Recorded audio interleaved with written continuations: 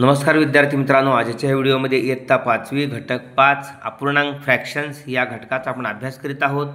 उदाहरण संग्रह 18 झाल्यानंतर समच्छेद अपूर्णांक, लहान मोठेपणा, तुलना या ठिकाणी समच्छेद अपूर्णांकामध्ये ज्याचा अंश मोठा तो अपूर्णांक मोठा। In like fractions the fractions with the greater numerator is the greater fraction. उदाहरणार्थ 3/8 आणि 4/8 या ठिकाणी छेद समान आहे त्या पूर्णांकांचे। 4/8 यामध्ये याचा जो अंश आहे तो मोठा आहे, कारण समच्छेद अपूर्णांकामध्ये ज्याचा अंश मोठा तो अपूर्णांक मोठा। 4 अंश हा मोठा आहे 3 पेक्षा, म्हणून 4/8 हा 3/8 पेक्षा मोठा। एक उदाहरण, एका पट्टीचे 1 2 3 4 5 समान भाग केलेले आहेत आणि प्रत्येक भाग 1/5 आहे, म्हणून 1/5 1/5 1/5 3 वेळा। म्हणून रंगवलेला भाग छेद समान आहे, अंशांची बेरीज 1 2 3 3/5। ओके, 3/5 रंगवलेला आहे, उरलेला 1 2 2/5 उरलेला आहे, म्हणजे रंगवलेला भाग मोठा आहे। Okay, 3/5 greater than 2/5। Here in diagram, a strip was divided into 5 equal parts. It means that each part is 1/2. The colored part is 3/5. 1 2 3 5 1 2 3 4 5. There are 5 equal parts and colored part 3 out of 5. Colored part 3 1 2 3. That means colored part is 3/5. 3/5 means one part is 1/5, second 1/5, third 1/5, addition 1 plus 1/5, 1/5 plus 1/5 plus 1/5. That means here denominator is same, addition of numerator 1 2 3. Okay, the white part is 2/5. Okay, reminder, the colored part is bigger than non-colored part or white part. Okay, 1 and 2 are white parts. 1 2 3 3 parts colored. Colored parts is bigger than the white part. Okay, that means here 3/5 greater than 2/5. त्यानंतर समान अंश समान असलेल्या अपूर्णांकांचा लहान मोठेपणा। समान अंश असलेल्या अपूर्णांकामध्ये ज्या अपूर्णांकाचा छेद मोठा तो अपूर्णांक लहान असतो। It is very important. Comparing fractions with equal numerator of 2 fractions with equal numerators, the fraction which the greater denominator is the smaller fractions. या ठिकाणी 2/3 आणि 2/4 हे दोन अपूर्णांक आहेत। आकृतीत पहा, एका पट्टीचे 3 भाग केलेत, 2 रंगवलेले आहेत। दुसऱ्या पट्टीचे 2 समान भाग केलेत, 2 रंगवायचे राहिलेले आहेत। 4 समान भाग केलेत दुसऱ्या पट्टीचे। पहिल्या पट्टीचे 3 भाग केलेत, 2 रंगवलेत, म्हणजे 2/3 रंगवले आहेत। दुसऱ्या पट्टीमध्ये 1 2 3 4 भाग केलेत, यापैकी 2 रंगवलेत, मग 2/4 रंगवलेत। यापैकी 1 2 3 4 5 भाग केलेत आणि त्यापैकी 2 रंगवलेत, 2/5। आता लक्षात घ्या, या ठिकाणी छेद अंश प्रत्येकाचा समान आहे, 2 2 2। मग ज्याचा छेद मोठा तो सर्वात लहान असतो, म्हणून 2/5 सर्वात शेवटी लिहिला आहे। त्यानंतर 2/4, त्यानंतर 2/3। म्हणजे ज्याचा अंश समान असताना ज्याचा छेद सर्वात लहान तो मोठा आणि छेद सर्वात लहान तो लहान, सर्वात लहान। Okay, here colored part 2 of 3 1 2 3. Okay, here colored part 2 of the 4 1 2 3 4, colored 2. Here 2 of the 5. Okay, 1 2 3 4 5 equal parts. 2 of the 5, that means 2/5. 2 of the 4, that 2/5, and 2 of the 3 means 2/3. Here numerator 2 2 2 same numerator, equal numerator, but 5 is denominator, 5 is greater, therefore 2/5 is less than 2/4 and 2/3 is bigger. Okay, Here the figures shows that 2/3 greater than 2/4 greater than 2/5. That means 2/5 less than 2/4 less than 2/3. त्यानंतर भिन्न छेद असलेल्या अपूर्णांकांचा लहान मोठेपणा ठरवत असताना अपूर्णांकाचे छेद भिन्न असतील तर त्यांचे समान छेद असणारे सममूल्य अपूर्णांक तयार करून अपूर्णांकाचा लहान मोठेपणा अंशावरून ठरवता येतो. उदाहरणार्थ या ठिकाणी 3/5 आणि 4/7 या दोन अपूर्णांकांचा लहान मोठेपणा ठरवायचा आहे. छेद समान करण्यासाठी 3/5च्या अंशाला आणि छेदाला 7 ने गुणायचं आणि 4/7 या अपूर्णांकाच्या अंशाला आणि छेदाला 5 ने गुणायचं. 3/5 3 × 7 3 असले 21 7 35 35 आणि 4/7ला 4 × 5 7 35 20/35. या ठिकाणी छेद समान झालेला आहे. ज्याचा अंश मोठा तो मोठा, पण पाहिजे छेद समान असताना ज्याचा अंश मोठा तो मोठा, म्हणून 21/35 हे 20/35 पेक्षा मोठा आहे. म्हणून 21/35 पहिल्या अपूर्णांकावरून मिळालेला आहे, म्हणून 3/5 हा 4/5 पेक्षा मोठा आहे. Okay. To compare unlike fractions with convert them into their equivalent fractions so that their denominators are the same. Decide which fractions out of 3/5 and 4/7 is greater. Okay. Here 5 into 7 can be divided by the both 5 and 7. So 35 can be the common denominator. Okay. See here 3/5 multiply 3/5 by 7, we get 21/35. Multiply 4/7 numerator and denominator by 5, we get 4 into 5 20/7 into 5 is equal to 35. 20/35 21/35. Here denominators are equal, therefore 21/35 is greater. Okay. Why?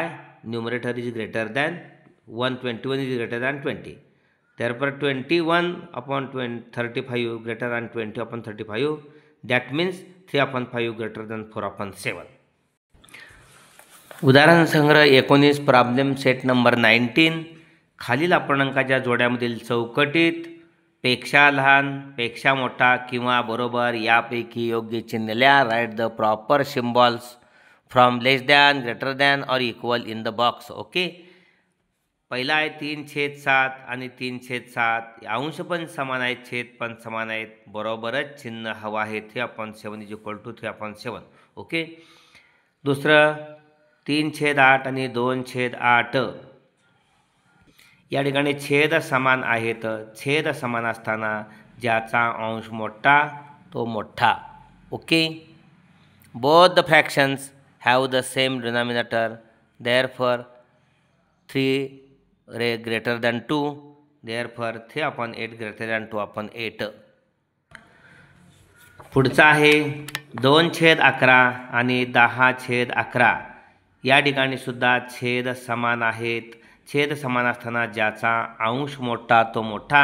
10 2 पेक्षा मोठं, म्हणून 10/11 2/11 पेक्षा मोठं आहे. Both the fractions have the same denominator. Here 2 is less than 10, therefore 2/11 is less than 10/11. Okay. त्यानंतर 5/15 आणि 10/30. या ठिकाणी 30 छेद आणण्यासाठी 5/15ला 2 ने गुणावं लागेल. 5 × 2 10 येणार आहे इथं, आणि 15ला 2 ने गुणलं 15 2 30. इथं 10/30 तसाच आहे. 10/30 आणि 10/30 दोघेही समानच आहेत. संक्षिप्त दिला 0 0 गेले 1/3. 5 1 5 3 15 1/3 इथं येतोय, इथं 1/3 येतोय. परंतु छेद समान करून या ठिकाणी आपण पाहिलं तर इथं 10/30 येतोय, इथं 10/30 मुळातच आहे. दोघे समान. त्यानंतर 5वा आहे 5/8 आणि त्याच्यामध्ये चौकट आहे 5/9. या ठिकाणी both the fractions have the same numerators. 8 हा 9 पेक्षा या ठिकाणी लहान आहे. 8 इज ग्रेटर दॅन 9, म्हणून तो मोठा आहे. ओके. दोन अपूर्णांकामध्ये अंश समान असताना ज्याचा छेद मोठा तो लहान असतो, म्हणून 5/8 हा मोठा आहे, 5/9 लहान आहे. ओके.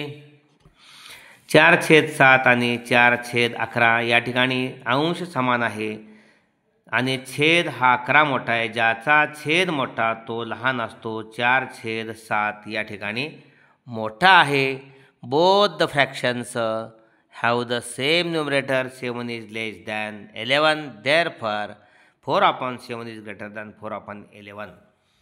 पुढचा आहे 10/11 आणि 10/13. यामध्ये सुद्धा छेद अंश समान आहे, त्यामुळं ज्याचा छेद मोठा तो लहान असतो. 13 11पेक्षा 11 लहान आहे 13पेक्षा, त्यामुळं पहिला अपूर्णांक मोठा. ओके.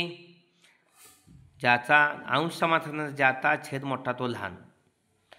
1/5 आणि 1/9 या ठिकाणी आपल्याला अंश समानच आहे, ज्याचा छेद मोठा अंश समान असताना तो लहान, मग 1/5 मोठा आहे म्हणून अशा पद्धतीने. त्यानंतर 5/6 आणि 1/8 यांच्यामधील लहान मोठेपणा ठरवत असताना छेद समान करून घेतला पाहिजे. 5/6च्या अंशाला आणि छेदाला 8 न गुणायचं, त्यामुळं 5/48 आणि 6/48 छेदाला, आणि 1/8च्या अंशाला आणि छेदाला पहिल्याच्या छेदानं गुणायचं. वर खाली 6/1 ही 8/48, म्हणजे 40/48 आणि या ठिकाणी 40/48 आणि 6/48 छेद या ठिकाणी समान आहे. ज्याचा अंश मोठा तो मोठा. 40/48 पहिल्यावरून आलेला आहे, त्यामुळं 5/6 हा 1/8पेक्षा मोठा आहे. ओके. अशा पद्धतीनं. त्यानंतर पुढचा आहे 5/12 आणि 1/6. 1/6ला 12 येण्यासाठी अंशाला आणि छेदाला 2 न गुणलं पाहिजे. बे एक्के बे, छेद 12, 2/12 आणि 5/12 या ठिकाणी ज्याचा छेद समान असताना ज्याचा अंश मोठा तो मोठा. 5 मोठा आहे 2पेक्षा, म्हणून 5/12 1/6पेक्षा मोठी संख्या आहे, मोठा पूर्णांक आहे. इथं 7/8 आणि 14/16. 7/8च्या अंशाला आणि छेदाला 2 न गुणावं लागेल, त्यामुळं 7 दुनी इथं 14/16 आलं. 14/16 14 इथल्यासाठी 14/16 आणि 14/16 आहे, त्यामुळं दोन्ही अपूर्णांक समानच आहेत. ओके. 4/9 4/9 दोन्ही अपूर्णांक समानच आहेत. इथं 5/18 आणि 1/9 अंशाला आणि छेदाला 2 न गुणलं. इथं बे एक्के बे, 9 दुने 18, 2/18 आलं. इथं 5/18 छेद समान असताना ज्याचा अंश मोठा तो मोठा. 5/18 5 मोठा आहे 2पेक्षा, म्हणून 5/18 मोठी संख्या आहे. ओके. 1/9पेक्षा. त्यानंतर 2/3 आणि 4/7.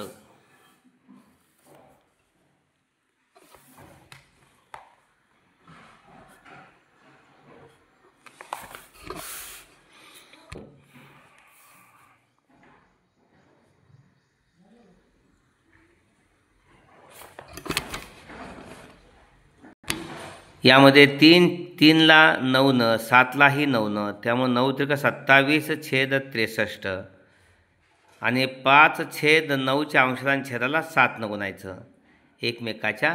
म्हणजे 3/7ला तिरक्याच गुणाकारात 9 3ला 7ला, नेहमीप्रमाणे 5/9ला याच्या छेदानं, म्हणून 7×5 35 आणि 9×7 63. 27/63 आणि 35/63 ह्या दोन्ही अपूर्णांकाचा छेद समान आहे. ज्याचा अंश मोठा तो मोठा. 35/63 मोठा आहे, कारण 27पेक्षा 35 मोठा आहे, म्हणून दुसरा अपूर्णांक मोठा. 5/9 या ठिकाणी मोठा अपूर्णांक आहे. ओके. आणि शेवटी 4/11 आणि 1/5. 4ला 5 न गुणलं 4×5 20, 11ला 5 न गुणलं 11×5 55, 1ला 11 न गुणलं 11×1 11, 5ला 11 न गुणलं 11×5 55. याच्यासारखंच करून पहा. 20/55 11/55 छेद समान आहे. ज्याचा अंश मोठा तो मोठा 20 11पेक्षा मोठा आहे म्हणून 4/11 1/5 पेक्षा मोठा आहे. ओके. अशा पद्धतीने हा व्हिडिओ आपण जरूर लाईक करा आणि शेअर करा. आपल्या सर्व इयत्ता 5वीतील विद्यार्थी बंधू भगिनींना हा व्हिडिओ किंवा हा भाग समजावा यासाठी आपलं चॅनेल सबस्क्राईब केलं नसेल तर जरूर सबस्क्राईब करा. व्हिडिओ आवडला असेल कमेंट्स बॉक्समध्ये कमेंट्स द्या, प्रोत्साहित करा. धन्यवाद.